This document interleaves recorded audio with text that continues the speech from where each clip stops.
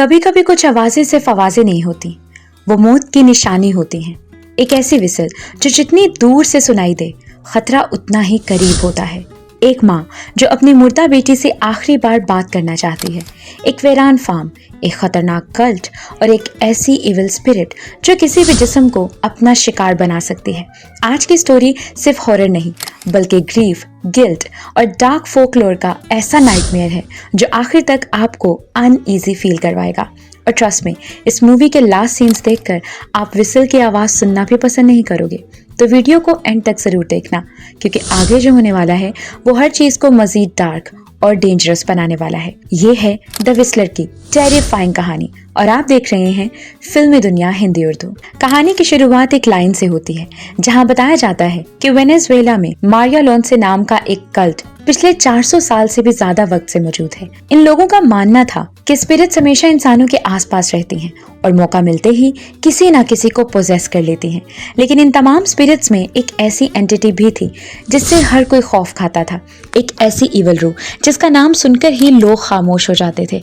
और यही स्पिरिट इस पूरी कहानी का असल हॉरर बनने वाली है। इसके बाद हमें एक डरी हुई लड़की दिखाई जाती है जो रात के अंधेरे में गन्ने के खेतों के दरमियान छिपते छिपाते कहीं जा रही होती है। हर तरफ लंबे लंबे शुगर कैन फील्ड्स थे और लड़की बार बार पीछे मुड़कर ऐसे देख रही थी जैसे कोई उसका पीछा कर रहा हो। लेकिन अचानक एक बूढ़ा आदमी उसे पकड़ लेता है। वो शख्स लड़की को जबरदस्ती एक छोटे से कैबिन में ले जाता है जहां उसके कुछ और साथी भी मौजूद थे। वो सब लोग उस लड़की को गौर से देखने लगते हैं और तब वो बूढ़ा आदमी कहता है कि ये लड़की स्कॉटर्स की मीडियम है, यानी ऐसी इंसान जिसके जरिए स्पिरिट्स को दुनिया में बुलाया जा सकता है। लड़की डरते हुए कहती है कि वो सिर्फ यहाँ से गुजर रही थी, उसकी अपनी फैमिली है और वो किसी प्रॉब्लम में नहीं पड़ना चाहती, ना किसी को हर्ट करना चाहती है। और फिर वो अपना नाम बताती है, तिमोथी। लेकिन इन लोगों को उसकी किसी बात से फर्क नहीं पड़ता। वो बूढ़ा शख्स एक डेंजरस रिचुअल शुरू कर देता है। माहौल अचानक बहुत क्रीपी हो जाता है, कैंडल्स जलने लगती हैं, अजीब आवाज़ें सुनाई देने लगती हैं और फिर वो आदमी एक ऐसा काम करता है जिसे देखकर कोई भी शॉक हो जाए। वो तिमोथी की ज़बान काट देता है। लड़की दर्द से चीख रही थी, लेकिन रिचुअल रुका नहीं, क्योंकि अब वो लोग एक ऐसी स्पिरिट को बुलाने की कोशिश कर रहे थे जिसे द विस्लर कहा जाता था। और फिर चंद लम्हों बाद कुछ बदल जाता है। तिमोथी अचानक बिल्कुल खामोश हो जाती है, उसकी आंखें बदलने लगती हैं, उसका बॉडी लैंग्वेज अलग हो जाता है, जैसे अब उसके अंदर कोई और मौजूद हो। ये देखकर वहां मौजूद सब लोग भी डर जाते हैं, क्योंकि उन्हें समझ आ चुकी थी कि रिचुअल कामयाब हो चुका है। अब वो बूढ़ा आदमी तिमोथी को एक कपड़े में लपेट कर कहीं ले जा रहा होता है, शायद उसे बंद करने के लिए। लेकिन रास्ते में अचानक वो कपड़ा फट जाता है और अगले ही सेकंड तिमोथी गायब हो जाती है। सिर्फ हवा की आवाज़ सुनाई दे रही थी और हर तरफ खामोशी छा गई थी। ये देखते ही वो बूढ़ा आदमी बुरी तरह घबरा जाता है और जान बचाने के लिए भागने लगता है। लेकिन फिर अंधेरे में से एक शैडो निकलती है और अगले ही लम्हे वो पोजेस स्पिरिट उस पर हमला कर देती है। इस आदमी की चीखें पूरे खेत में गूंजती हैं और फिर सब कुछ खामोश हो जाता है। यानी जिस एविल को उन्होंने खुद बुलाया था, अब वही उनके कंट्रोल से बाहर जा चुकी थी। अब कहानी शिफ्ट होती है एक कपल की तरफ, जिनके नाम हैं निकोल और सेबास्टियन। ये दोनों सेबास्टियन के होम टाउन जा रहे थे, क्योंकि हाल ही में सेबास्टियन की डैड की मौत हो चुकी थी। और शॉकिंग बात ये थी कि वही बूढ़ा आदमी जिसे शुरू में स्पिरिट ने मारा था, सेबास्टियन के डैड थे। दूसरी तरफ निकोल की पर्सनल लाइफ भी पहले ही काफी डिस्टर्ब थी, क्योंकि उनकी बेटी डैनियला, जिसे सब डैनी कहते थे, 2 साल पहले मर चुकी थी। और इस लॉस के बाद से दोनों की जिंदगी कभी नॉर्मल नहीं हो पाई। जब ये दोनों होम टाउन की तरफ जा रहे होते हैं तो रास्ते में अचानक एक अजीब चीज होने लगती है। आसमान से बारिश की जगह राख गिरने लगती है, ऐश रेन। ये सीन देखकर निकोल फौरन परेशान हो जाती है। वो कहती है कि ये कोई नॉर्मल चीज नहीं है, ये एक बैड साइन है और इसका मतलब है कि कुछ बहुत गलत होने वाला है। लेकिन सेबास्टियन उसे काम करने की कोशिश करता है। वो कहता है कि यहाँ शुगर केन फील्ड्स बहुत ज़्यादा हैं और जब लोग फसल काटते हैं तो बाद में खेत जलाए जाते हैं, इसीलिए हवा में राख फैल जाती है। लेकिन निकोल के चेहरे से साफ जाहिर होता है कि उसे सेबास्टियन की बात पर यकीन नहीं आया, क्योंकि उसे महसूस हो रहा था कि ये सिर्फ राख नहीं बल्कि किसी आने वाले हॉरर का स्टार्ट है। सेबास्टियन फिर निकोल को समझाते हुए कहता है कि जब गन्ने की फसल काटी जाती है तो नीचे चंद इंच हिस्सा बाकी रह जाता है और बाद में उन खेतों को आग लगा दी जाती है ताकि नई फसल उग सके। इसी वजह से ये राख हवा में फैल रही है और शायद इसीलिए यहाँ ऐश रेन हो रही है। ये सुनकर निकोल थोड़ा काम हो जाती है। वो कहती है कि हाँ, शायद वो सही कह रहा है, मुमकिन है वो बस ज्यादा सोच रही हो। क्योंकि डैनी की मौत के बाद से वो मेंटली काफ़ी डिस्टर्ब रहने लगी थी। सेबास्टियन फिर अपनी बीवी से कहता है कि डैनी के जाने के बाद दोनों ही अंदर से टूट चुके हैं, लेकिन अभी उन्हें स्ट्रांग बनना होगा क्योंकि उसकी माँ इजाबेल को उन दोनों की ज़रूरत है। वो बताता है कि वो सालों पहले अपना घर छोड़कर शहर चला गया था और अब इतने वक्त बाद वापस आना उसके लिए भी आसान नहीं था। निकोल उसकी बात समझ जाती है और कहती है कि वो हर हाल में उसका साथ देगी। कुछ देर बाद ये दोनों फाइनली घर पहुंचते हैं, जहां इनकी मुलाकात सेबास्टियन की माँ इजाबेल से होती है। घर का माहौल काफ़ी हैवी था, जैसे इस जगह में अभी भी मौत की खामोशी बाकी हो। फिर ये लोग विसेंते की डेड बॉडी देखते हैं और इसके बाद उसके फ्यूनरल और लास्ट राइट्स मुकम्मल करते हैं। लेकिन फ्यूनरल के दौरान निकोल की नज़र एक अजीब सी बूढ़ी औरत पर पड़ती है जो दूर खड़ी कंटिन्यूअसली इन्हीं की तरफ देख रही थी। उसकी नजरें इतनी स्ट्रेंज थी कि निकोल अनकंफर्टेबल हो जाती है, लेकिन अगले ही मोमेंट वो औरत वहां से चली जाती है। फ्यूनरल खत्म होने के बाद शाम को सब लोग घर में जमा होते हैं, जहां इजाबेल थोड़े नाराज अंदाज में कहती है कि वो लोग अपने प्रॉपर कपड़े तक साथ नहीं लाए। इस पर सेबास्टियन कहता है कि वो सिर्फ 5 दिन के लिए आए हैं और उन्हें सिटी में वापस जॉब पर भी जाना है। लेकिन इजाबेल फौरन बोलती है कि आखिर वो लोग शहर में रह ही क्यों रहे हैं, उन्हें यही रहना चाहिए क्योंकि ये ज़मीन पिछले 150 साल से उनके ख़ानदान की है। वो निकोल से भी कहती है कि अब उसे स्पेनिश बोलना सीख लेनी चाहिए। निकोल ऑकवर्ड स्माइल के साथ कहती है कि वो कोशिश करेगी। तब सेबास्टियन अपनी माँ को मशवरा देता है कि वो उनके साथ ऑस्टिन चलें, वहाँ आराम से रहें, दुनिया घूमें और इस ज़मीन के झंझट से दूर हो जाएं। लेकिन ये सुनते ही इजाबेल का एक्सप्रेशन बदल जाता है। वो गुस्से में कहती है कि वो स्कॉचर्स को ये जमीन कभी नहीं देगी और अगर आपने शुरू की बातें नोटिस की हों तो विसेंते ने भी इन्हीं स्कॉचर्स का जिक्र किया था और यही वो लोग थे जिनसे तिमोथी का ताल्लुक था। इजाबेल साफ कहती है कि वो इस घर और जमीन को छोड़कर कहीं नहीं जाएगी, चाहे कुछ भी हो जाए।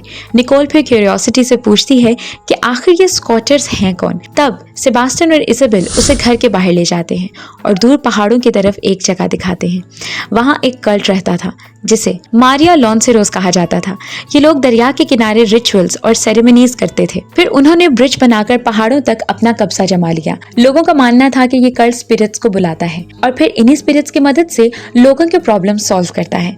और सबसे क्रीपी बात ये थी कि ऐसा कल्ट हकीकत में भी मौजूद है। निकोल हैरान होकर पूछती है कि आखिर इन लोगों को वहां से निकाला क्यों नहीं गया। तब उन्हें बताया जाता है कि वो लोग इतनी आसानी से नहीं जाते और गवर्नमेंट भी उन्हें हटाने के लिए रिश्वत मांग रही थी। लेकिन विसेंते रिश्वत देने के सख्त खिलाफ था। इसी दौरान अचानक पूरे घर की बिजली चली जाती है और क्योंकि इस गांव में रात के वक्त करने को ज्यादा कुछ नहीं था, इसलिए सब लोग सोने चले जाते हैं। लेकिन दूसरी तरफ घर के सामने मौजूद खेतों में हमें एक शैडो दिखाई देती है। वो तिमोथी थी और वो अब भी पोजेस थी। वो दूर अंधेरे में खामोश खड़ी घर की तरफ देख रही थी, जैसे किसी का इंतजार कर रही हो। कुछ वक्त बाद निकोल को नींद नहीं आ रही होती, तभी वो अपने कमरे में एक बिच्छू देखती है और साथ ही उसे किसी की आहट भी महसूस होती है। वो घबरा जाती है, लेकिन फिर पता चलता है कि वो सिर्फ विसेंते का डॉग था जिसका नाम चानो था। निकोल फिर उसके साथ बाहर आकर बैठ जाती है। रात काफी खामोश थी और इसी खामोशी में वो अपनी बेटी डैनियला को याद करने लगती है। वो मोबाइल में उसकी वीडियोस देखती है और इमोशनली टूटने लगती है। फिर वो कैंडल जलाकर अपनी बेटी की तस्वीर के सामने प्रेयर करती है।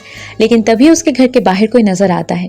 वो बाहर जाकर देखती है तो वो हाउस हेल्प पेट्रा होती है, जो एक स्ट्रेंज सा डोल जलाकर कुछ प्रेयर्स कर रही थी। पेट्रा फौरन निकोल को देखकर कहती है कि उसे यहाँ से वापस चले जाना चाहिए क्योंकि ये जगह उसके लिए सेफ नहीं है।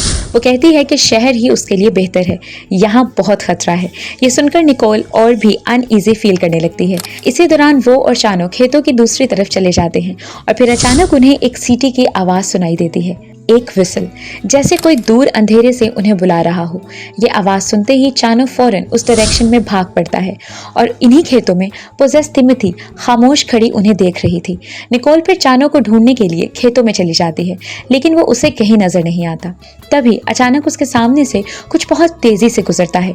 सिर्फ घास हिलती है और एक शैडो बिजली की रफ्तार से वहां से निकल जाती है। निकोल बुरी तरह डर जाती है और फौरन घर वापस आ जाती है। नेक्स्ट मॉर्निंग वो सेबास्टियन को बाहर काम करते हुए देखती है। वो उसे रात वाली बात बताना चाहती थी, लेकिन न जाने क्यों खामोश रह जाती है। कुछ देर बाद निकोल पेट्रा के पास जाकर पूछती है कि क्या उसने चानो को कहीं देखा है, क्योंकि रात वो विसल की आवाज सुनकर कहीं चला गया था। ये सुनते ही पेट्रा एक अजीब रिएक्शन देती है, जैसे वो इस विसल के बारे में कुछ जानती हो। लेकिन अगले ही लम्हे वो नॉर्मल बनकर कहती है कि चानो वापस आ जाएगा। निकोल वहां से चली जाती है और फिर लिविंग रूम में उसे विसेंटे की एक विच क्राफ्ट वाली किताब मिलती है। उसी वक्त इजाबेल वहां आती है और गुस्से में वो किताब उठाकर डस्टबिन में फेंक देती है। वो कहती है कि वो हमेशा अपने हस्बैंड को विच क्राफ्ट से दूर रहने का कहती थी, लेकिन उसने कभी उसकी बात नहीं मानी। और अब देख लो क्या हो गया। यानी साफ था कि विसेंटे की मौत के पीछे कोई ना कोई डार्क सीक्रेट जरूर था। फिर दोनों जमीन के बारे में बात करते हैं। इजाबेल कहती है कि ये जमीन सेबास्टियन और उसके फ्यूचर बच्चों के काम आएगी, लेकिन निकोल फौरन कहती है कि उनके कोई बच्चे नहीं हैं और वो दोबारा बच्चा पैदा करने के बारे में सोच भी नहीं रही। डैनी की मौत ने उसे अंदर से पूरी तरह तोड़ दिया था। कुछ देर बाद निकोल अकेले ही घोड़ा लेकर चानो को ढूंढने निकल जाती है और काफी दूर निकल जाती है और फाइनली एक दरिया के करीब पहुंच जाती है, जहां उसे एक पुराना ब्रिज नजर आता है और यही ब्रिज उस डेंजरस कल्ट मारिया लॉन्सेरोस की तरफ जाता है। अब निकोल अपने घोड़े को एक दरख्त के साथ बांधती है और आहिस्ता आहिस्ता वो ब्रिज क्रॉस करके आगे बढ़ने लगती है, लेकिन जैसे ही वो आगे जाती है उसका घोड़ा अचानक खुद को आजाद करके वहां से भाग जाता है।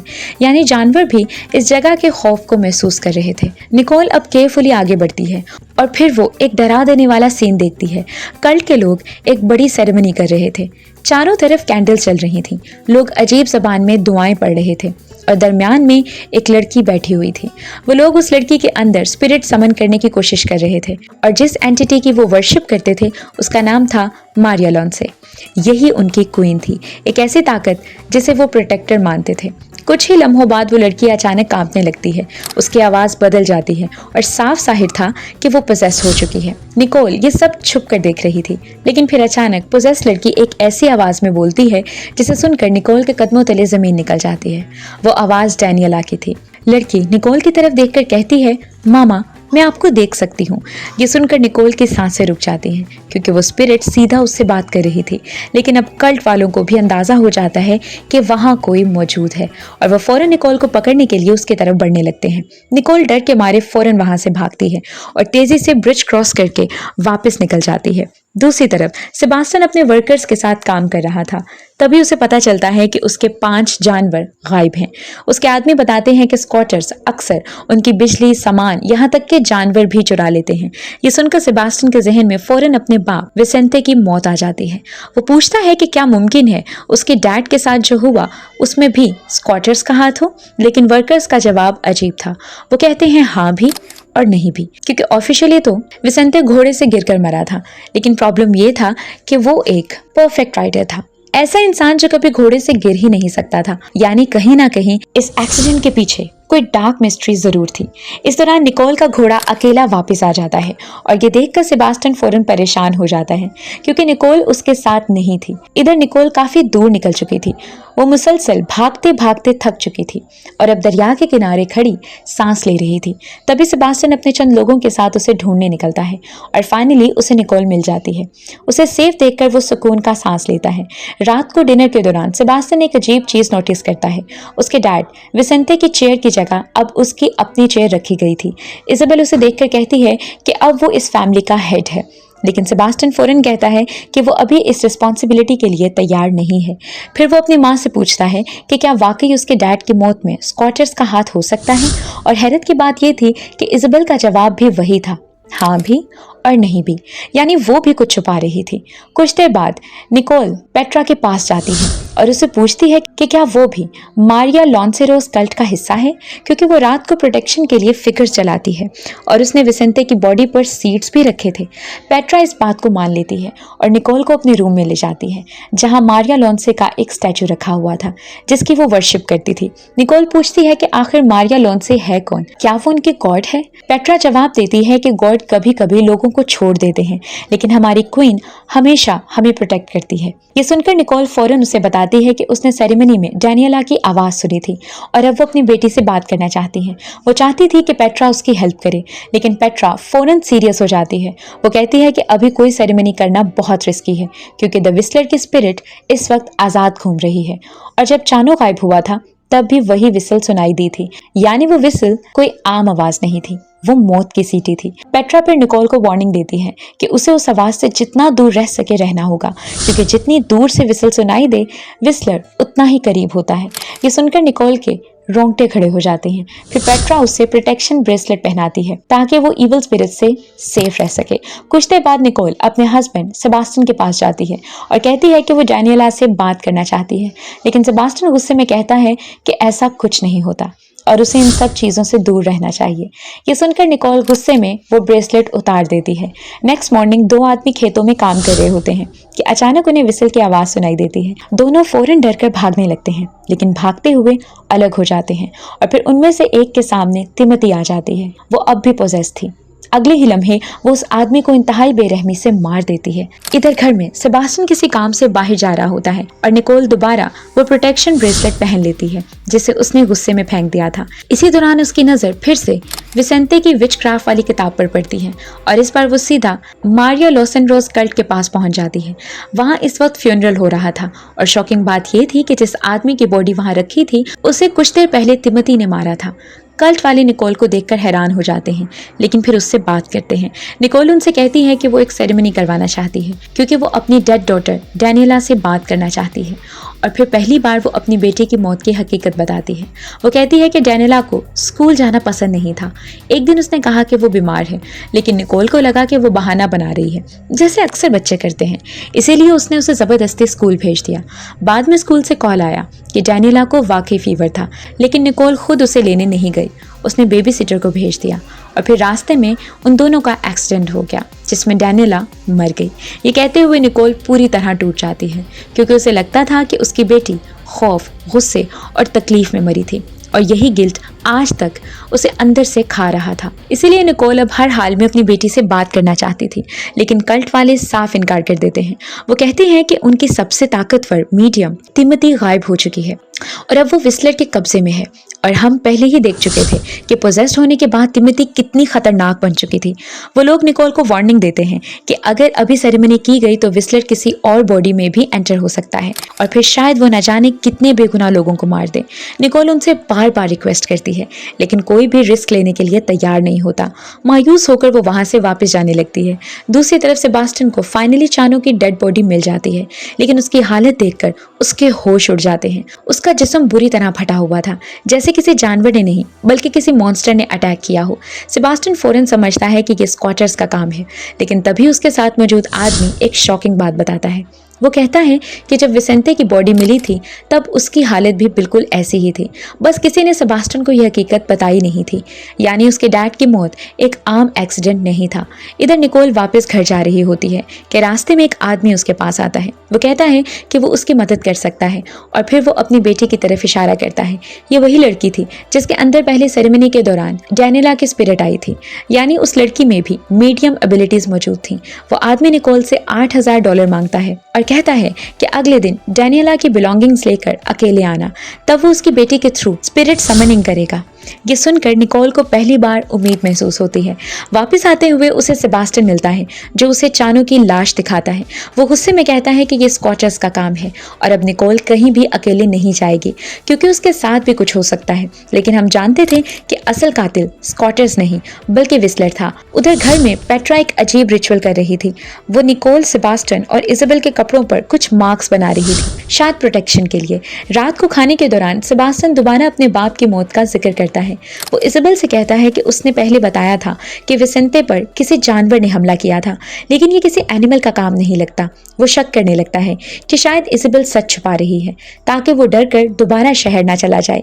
इसी दौरान निकोल कहती है कि सेबास्टियन को तो लगा था कि उनके कैटल भी स्क्वाटर्स ने चुराए हैं, लेकिन वो तो वापस मिल गए थे। फिर सेबास्टियन फौरन सवाल करता है कि अगर जानवर वापस आ सकते थे तो चानो की बॉडी इस हालत में क्यों मिली? आखिर उसके साथ ऐसा किसने किया?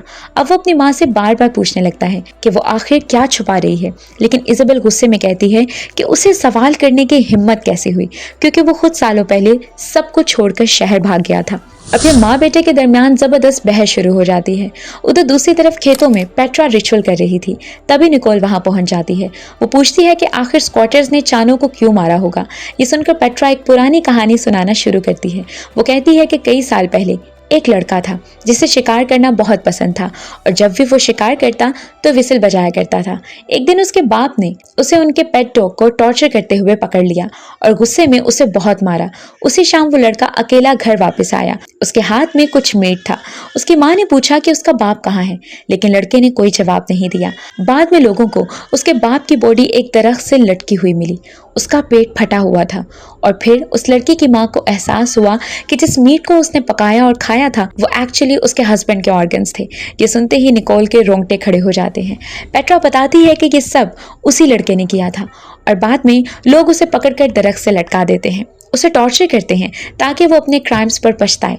लेकिन वो लड़का पूरे वक्त खामोश रहा, उसने चीख तक नहीं मारी। फिर लोगों ने उसे जिंदा जला दिया, लेकिन तब भी वो सिर्फ विसल करता रहा। और उसी दिन से उसकी इवल स्पिरिट इस जगह पर भटक रही है, एक ऐसे जिस्म की तलाश में जिसमें एंटर करके वो दोबारा शिकार कर सके, जैसे अब उसे तिमोथी का जिस्म मिल चुका था। और ऐसे इवल स्पिरिट को सब द विस्लर कहते थे। लोगों को जब बॉडीज मिल रही थी वो एक्चुअली उसके शिकार थे। निकोल फिर पूछती है कि आखिर वो स्पिरिट वापस कैसे आई। पेट्रा बताती है कि स्कॉटर्स ने खुद उसे जगाया था। वो चाहते थे कि विस्लर के डर से सब लोग ये जगह छोड़ दें, लेकिन उनका प्लान उल्टा पड़ गया क्योंकि अब वो स्पिरिट किसी के कंट्रोल में नहीं आ रही थी।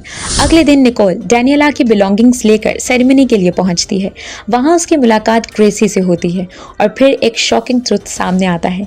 ग्रेसी तिमोथी की बेटी थी, इसीलिए इसमें भी मीडियम पावर्स थी, लेकिन उसे अभी तक नहीं पता था कि उसकी माँ के साथ असल में क्या हुआ है।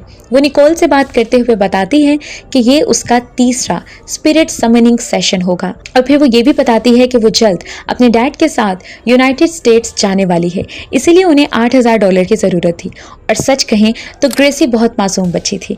वो खुशी से कहती है कि उसकी माँ तो पहले ही वहाँ जा चुकी है क्योंकि उसे हकीकत का ज़रा भी अंदाज़ा नहीं था। इधर सेबास्टियन अपने आदमियों के साथ स्कॉटर्स की इलेक्ट्रिसिटी सप्लाई बंद करने के लिए निकलता है, जबकि दूसरी तरफ घर में एक आदमी नोटिस करता है कि कैटल का गेट खुला हुआ है। वो फौरन बाहर जाता है और फिर एक खून से लथपथ जानवर को देखकर सहम जाता है और उसी वक्त करीब रखी टेबल पर एक और हॉरिफाइंग चीज़ उसका इंतज़ार कर रही थी। वो आदमी जब करीब जाकर देखता है तो उसके होश उड़ जाते हैं क्योंकि टेबल पर एक कैटल का कटा हुआ सर रखा हुआ था। हर तरफ खून ही खून फैला हुआ था और फिर अचानक उसे वही खतरनाक विसल सुनाई देती है। अगले ही लम्हे पोजेस तिमोथी अंधेरे से निकलती है और उस आदमी पर हमला कर देती है। वो उसे इतनी बेरहमी से मारती है कि इंसान देखकर कांप जाए, क्योंकि अब तिमोथी सिर्फ एक इंसान नहीं रही थी, वो कम्प्लीटली विस्लर के कंट्रोल में थी। और इस अटैक के दौरान तिमोथी का अपना हाथ भी कटकर अलग हो जाता है, लेकिन उसे दर्द तक महसूस नहीं होता। उसी वक्त दूसरी तरफ सेबास्टियन एक बड़ा फैसला करता है। वो ब्रिज तोड़ देता है ताकि स्क्वाटर्स इस तरफ ना आ सकें, लेकिन उसे अंदाजा ही नहीं था कि निकोल अभी भी ब्रिज की दूसरी तरफ मौजूद है। उधर निकोल सेरेमनी शुरू करवा देती है। वो आदमी जिसने उसे बुलाया था कहता है कि अब वो अपनी वाइफ तिमोथी को ढूंढने जाना चाहता है, क्योंकि तिमोथी इन रिचुअल से तंग आ चुकी थी। वो ये सब करते करते थक गई थी और इसीलिए वो उस रात वहां से भाग रही थी। अब हमें शुरू की बात समझ आती है कि आखिर तिमोथी क्यों कह रही थी कि वो इन सब चीजों में नहीं पड़ना चाहती। वो बस कहीं दूर जाकर नॉर्मल जिंदगी जीना चाहती थी। उधर घर में पेट्रा को उस आदमी की लाश मिल जाती है जिसे तिमोथी ने मारा था। वो फौरन एक तलवार उठाती है और विस्लर को ढूंढने निकल पड़ती है। रास्ते में उसे जमीन पर रेंगती हुई पोजेस तिमोथी मिलती है। दूसरी तरफ सेरेमनी जारी थी। बार बार कोशिश की जा रही थी कि ग्रेसी के जिस्म में डैनियला की स्पिरिट आ जाए, यहाँ तक कि ग्रेसी अपनी जबान पर कट्स भी लगाती है ताकि स्पिरिट कनेक्शन स्ट्रॉन्ग हो सके। और फिर आखिरकार डैनियला की स्पिरिट उसके अंदर आ जाती है। निकोल फौरन अपनी बेटी से बात करने लगती है, लेकिन उसी वक्त सब कुछ बदल जाता है। अचानक विस्लर ग्रेसी के जिस्म पर कब्जा कर लेता है और अगले ही लम्हे वो अपने ही बाप को मार देती है। ये सीन देखकर निकोल बुरी तरह डर जाती है। वो फौरन वहां से भागने लगती है, लेकिन जब वो ब्रिज तक पहुंचती है तो वो पहले ही टूट चुका था। अब उसके पास सिर्फ रिवर का रास्ता बचा था। उधर सेबास्टियन और मरने वाले आदमी का बेटा गुस्से से पागल हो चुके थे। उन्हें यकीन था कि ये सब स्कॉटर्स ने किया है, इसीलिए वो लोग हथियार उठाकर कल्ट पर हमला करने निकल पड़ते हैं। जबकि पेट्रा तिमोथी की बॉडी को ठिकाने लगाने जा रही थी। सेबास्टियन अपनी माँ इजाबेल से बात करता है और फिर अपने आदमियों के साथ निकल जाता है। रास्ते में उसे निकोल मिल जाती है। वो उसे रोकने की कोशिश करती है और कहती है कि ये सब विस्लर कर रहा है, लेकिन सेबास्टियन उसकी एक नहीं सुनता। बल्कि जब उसे पता चलता है कि निकोल ने सेरेमनी करवाई थी तो वो और ज्यादा गुस्से में आ जाता है। उसे सिर्फ स्कॉटर्स ही कसूरवार लग रहे थे, हालांकि असल मिस्टेक तो उन्हीं लोगों की थी जिन्होंने विस्लर को पहली बार आजाद किया था। निकोल फिर वापस घर जाकर इजाबेल को सारी हकीकत बताती है और हैरत की बात यह थी कि इजाबेल उसकी बात मान लेती है। उधर पेट्रा तिमोथी की बॉडी जला रही थी, जबकि दूसरी तरफ सेबास्टियन स्कॉचर्स के खेतों में आग लगा रहा था। इसी दौरान घर में निकोल और इजाबेल को फिर वही विसल सुनाई देती है और दोनों फौरन कार में बैठकर वहां से भागने की कोशिश करती हैं। लेकिन अचानक ग्रेसी के जिस्म में मौजूद विस्लर उनके सामने आ जाता है और फिर वो इजाबेल को पकड़कर बेरहमी से मार देता है। इधर सेबास्टियन और उसके लोग स्कॉचर्स के एरिया में एंटर हो जाते हैं, लेकिन वहां का माहौल इतना हॉरिफाइंग था कि उसके आधे आदमी डर कर वापस भाग जाते हैं। इसी दौरान निकोल पेट्रा के रूम में पहुंचती है, जहां उसे रिचुअल का सामान और एक खास नाइफ मिलता है। ये वही नाइफ था जिसे विस्लर को समन किया जाता था। और फिर यहाँ मूवी का सबसे बड़ा ट्रुथ सामने आता है। पेट्रा निकोल को असल हकीकत बताती है। वो कहती है कि विसेंते असल में स्कॉचर्स को डराना चाहता था, इसीलिए उसने पेट्रा की मदद ली थी और उसी रात विसेंते ने खुद विस्लर को समन किया था। यानी कल्ट बेकसूर था, असल कल्प्रिट खुद विसेंते था, क्योंकि गवर्नमेंट उससे पैसे मांग रही थी और वो अपनी ज़मीन बचाने के लिए डेस्परेट हो चुका था। अब हमें समझ आ जाता है कि शुरू में तिमोथी को क्यों पकड़ा गया था, क्योंकि विसेंते जानता था कि तिमोथी एक पावरफुल मीडियम है, इसीलिए उसके जिस्म में विस्लर को बुलाया गया। पेट्रा फिर बताती है कि उसने तिमोथी की बॉडी जला दी है और इसका मतलब होना चाहिए था कि विस्लर खत्म हो चुका है, क्योंकि वो बगैर जिस्म के जिंदा नहीं रह सकता। लेकिन ये सुनकर निकोल शॉक में आ जाती है। वो कहती है कि विस्लर के पास अभी भी बॉडी मौजूद है, उसने ग्रेसी के जिस्म पर कब्जा कर लिया है। ये सुनते ही पेट्रा बुरी तरह घबरा जाती है। वो कहती है कि अब उन्हें ग्रेसी की बॉडी जलानी होगी, लेकिन निकोल फौरन इनकार कर देती है। वो कहती है कि ग्रेसी सिर्फ एक मासूम बच्ची है, जिसके माँ बाप पहले ही इन लोगों की वजह से मर चुके हैं। तब निकोल एक डेंजरस फैसला लेती है। वो कहती है कि विस्लर को एक नया जिस्म देना होगा और वो अपना जिस्म सेक्रीफाइस करेगी। ये सुनकर पेट्रा फौरन मना करती है, लेकिन निकोल कहती है कि डैनियला की मौत के बाद उसकी रूह वैसे भी मर चुकी है, अब वो और जीना नहीं चाहती। फाइनली दोनों रिचुअल शुरू करते हैं। पेट्रा समझाती है कि निकोल को वो खास नाइफ चलाना होगा, क्योंकि विस्लर उस नाइफ को बचाने जरूर आएगा। शायद यही उसका हंटिंग नाइफ था, जिससे उसकी स्पिरिट जुड़ी हुई थी। दूसरी तरफ विस्लर सेबास्टियन के आदमियों को एक एक करके मारने लगता है, यहाँ तक कि सेबास्टियन भी बुरी तरह जख्मी हो जाता है और विस्लर उसे मारने ही वाला था कि तब उसे रिचुअल के बारे में पता चल जाता है और वो फौरन निकोल की तरफ बढ़ जाता है। इसी दौरान स्कॉचर्स को भी सारी हकीकत समझ आ जाती है और अब वो भी विस्लर को रोकने निकल पड़ते हैं। इधर निकोल के सामने विस्लर की स्पिरिट अपीयर हो जाती है और फौरन उस पर हमला कर देती है, लेकिन पेट्रा उसे ट्रैप कर लेती है। वो विस्लर को खत्म करने ही वाली होती है कि निकोल उसे रोक देती है और उसी लम्हे विस्लर पेट्रा पर हमला करके उसे मार देता है। अब वहां सिर्फ निकोल, विस्लर और मौत बाकी रह गए थे। अब सेबास्टियन और बाकी लोग भी वहां पहुंच चुके थे। इधर निकोल एक कमरे के अंदर जाकर आखिरी रिचुअल शुरू करती है। वो जानती थी कि विस्लर को रोकने का सिर्फ एक ही तरीका बचा है और फिर वो खुद ही विस्लर को अपने जिस्म में आने की इजाजत दे देती है। यानी अब वो खुद को सेक्रीफाइस करने वाली थी। कमरे के अंदर अचानक तेज हवा चलने लगती है, कैंडल्स बुझने लगती हैं और विस्लर की ईवल स्पिरिट निकोल के जिस्म में दाखिल हो जाती है।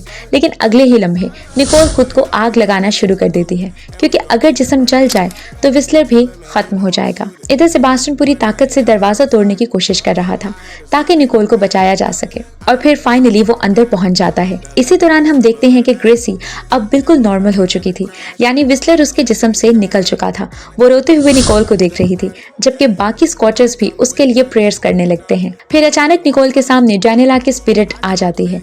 माँ और बेटी एक दूसरे को देखते हैं और ये लम्हा पूरी फिल्म का सबसे इमोशनल मोमेंट बन जाता है। डैनियला अपनी माँ से कहती है कि वो उससे नाराज नहीं है, उसकी मौत निकोल की गलती नहीं थी और अब उसे गिल्ट में जीना छोड़ देना चाहिए। वो कहती है कि अब वो अपने आप का और उसके फादर सेबास्टियन का ख्याल रखे। ये सुनकर निकोल की आंखों से आंसू निकल आते हैं और फिर वो अचानक होश में आ जाती है, यानी निकोल जली ही नहीं थी। डैनियला के स्पिरिट ने अपनी माँ को बचा लिया था। अब मूवी के एंडिंग में सब कुछ ठीक होता हुआ दिखाई देता है। स्कॉचर्स और सेबास्टियन की फैमिलीज के दरमियान जो दुश्मनी थी वो खत्म हो चुकी थी। अब सब लोग मिलकर काम कर रहे थे। वो बाउंड्रीज, वो नफरत सब खत्म हो चुका था।